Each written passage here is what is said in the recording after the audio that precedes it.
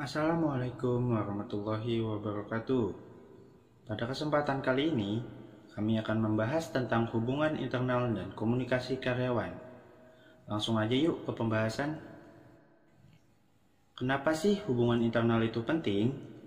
Nah, esensi komunikasi di tempat kerja tentu berbeda dengan komunikasi di tempat lainnya. Hal ini dikarenakan tempat kerja atau perusahaan merupakan tempat di mana terdapat lebih dari satu individu yang bekerja sama demi meraih tujuan perusahaan. Oleh karena itu, sangat penting untuk memperhatikan apakah komunikasi internal di perusahaan yang telah berjalan selama ini sudah baik atau belum. Tujuan hubungan internal adalah membangun dan mempertahankan hubungan yang sama-sama bermanfaat antara organisasi dan karyawan, yang mana kesuksesan atau kegagalan organisasi tergantung kepada karyawan. Budaya dalam komunikasi internal. Budaya perusahaan merupakan perpaduan antara kepercayaan, harapan-harapan, dan nilai-nilai yang ditampilkan oleh para anggotanya dan ditularkan dari satu generasi karyawan ke karyawan lainnya secara berkesinambungan. Artinya, dari definisi budaya korporat tersebut di atas secara jelas mengandung sifat-sifat hal yang positif dan terpuji. Sikap, tindak, dan perilaku sebagaimana dikehendaki oleh para anggota organisasi dari dan sekaligus merupakan identitas bagi perusahaan yang bersangkutan. Jenis budaya perusahaan. Budaya birokrasi. Suatu perusahaan yang mementingkan peraturan, kebijakan, prosedur, perintah, dan pengambilan keputusan yang terpusat memiliki budaya birokrat. Yang kedua, budaya keluarga. Menjadi bagian dari keluarga yang bekerja, mengikuti tradisi dan adaptasi, kerjasama dan semangat manajemen diri, dan pengaruh sosial merupakan karakteristik budaya keluarga. Yang ketiga, budaya wirausaha. Inovasi, kreativitas, pengambilan resiko, dan secara agresif mencari kesempatan menggambarkan budaya wirausaha. Karyawan mengerti akan dinamika perubahan, inisiatif individu, dan otonomi dari praktik-praktik standar. Budaya pasar. Suatu penekanan pada pertumbuhan penjualan, peningkatan pangan, pasar, stabilitas keuangan, dan keuntungan merupakan atribut-atribut budaya pasar.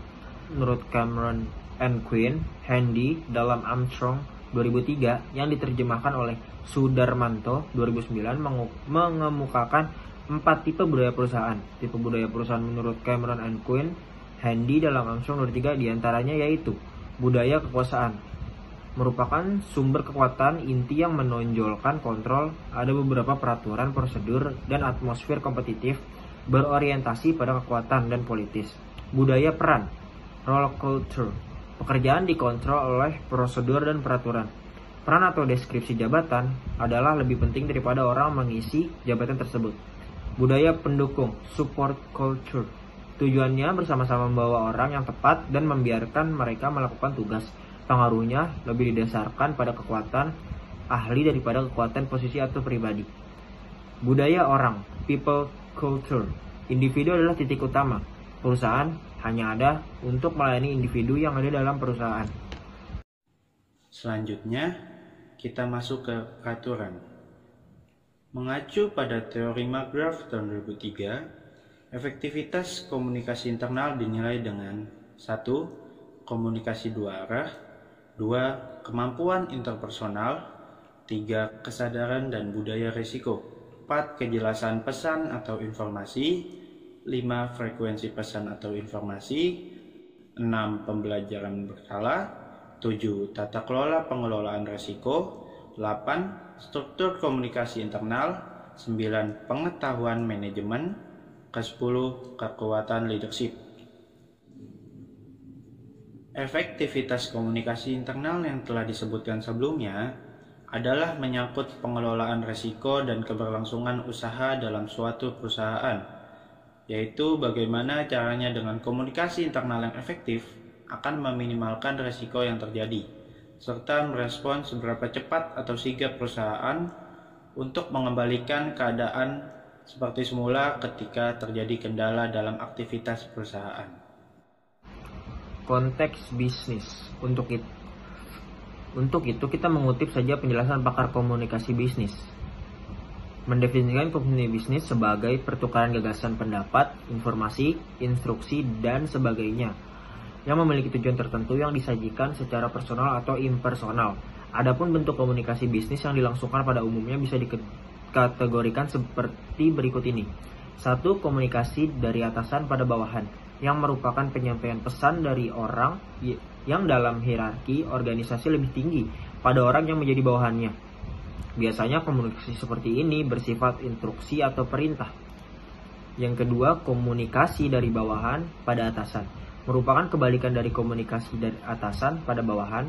Di sini orang yang lebih rendah posisinya dalam hierarki organisasi menyampaikan gagasan atau umpan balik pada atasannya. Biasanya berupa usulan, saran, atau masukan pada beberapa organisasi dengan pendekatan manajemen partisipatif. Banyak pimpinan mendapatkan gagasan yang baik dari bawahannya melalui komunikasi seperti ini. Yang ketiga, komunikasi pada sesama melalui komunikasi seperti ini.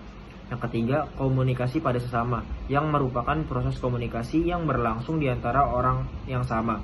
Kedudukannya dalam hierarki organisasi seperti komunikasi di antara sesama manajer, sesama supervisor, atau sesama karyawan.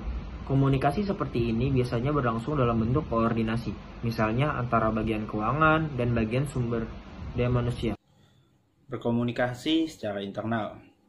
Hubungan terpenting dalam organisasi adalah hubungan dengan karyawan di semua level, baik itu manajer maupun orang yang menjadi bawahannya. Menurut Alfie Smith, ada dua faktor yang mempengaruhi komunikasi internal dengan karyawan. 1. Manfaat dari pemahaman, teamwork, dan komitmen karyawan dalam mencapai hasil yang diinginkan sangat dipengaruhi oleh komunikasi interaktif yang efektif di seluruh organisasi. Dan yang kedua ada kebutuhan untuk membangun jaringan komunikasi manajer yang kuat. Organisasi akan kehilangan sebagian besar potensi sumber daya manusianya karena tidak memprioritaskan komunikasi yang efektif, yang merupakan landasan untuk hubungan dan kinerja pekerjaan.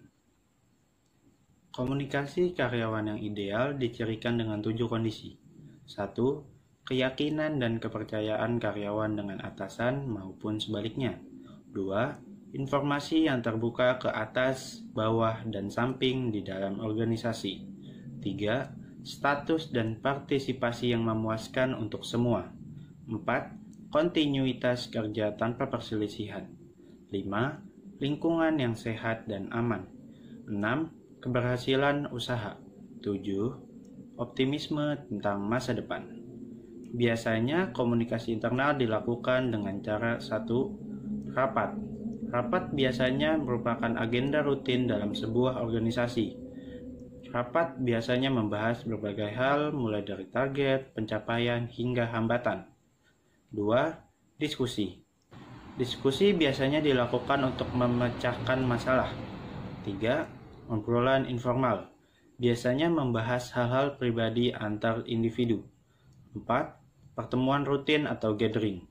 Pertemuan rutin biasanya menjadi agenda yang rutin dilakukan entah setiap 1 bulan, 3 bulan, dan atau juga pertemuan tahunan.